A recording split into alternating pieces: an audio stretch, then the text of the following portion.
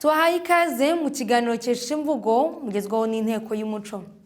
Ni ikiganiro kidufasha kunoza no kuboneza imivugire y'Ikinyarwanda. Uyu munsi turagaruka ku bisobanuro by'ijambo ishyaka n'imvugo zirikomokaho ndetse n'iby'inshinga kwimana no kugarukira. Inteko y'umuco iradufasha gusobanukirwa byimbitse.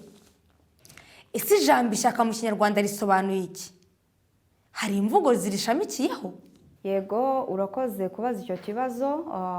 Uretse imvugo isanzwe ivuga umutwe wa politiki, ishyaka ni akantu k'ijabo, akantu k'akanyabugabo umuntu yishyiramo kakamutera kugira ubwira cyangwa se gukora ibintu bitunganye yanga kugawa cyangwa se yanga kurushwa.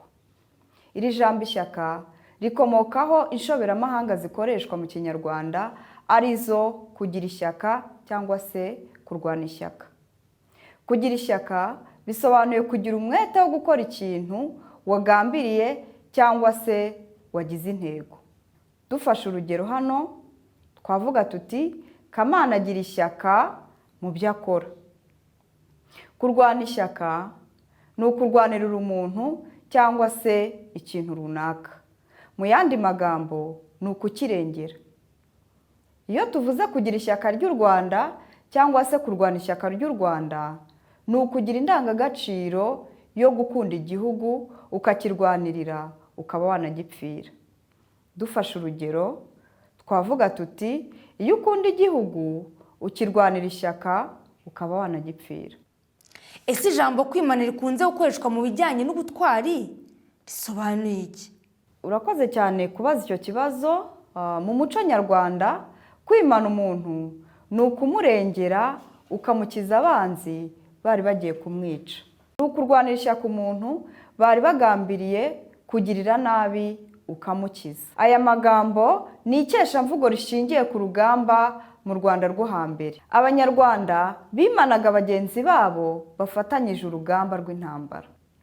Muri iki gihe kwimana umuntu bisobanuye kumurinda ikibi cyose cyamubaho cyangwa se cyamugirira nabi. Urugero, iyo ufashije umuturanyi wawe uri mu kaga uba umwimanye.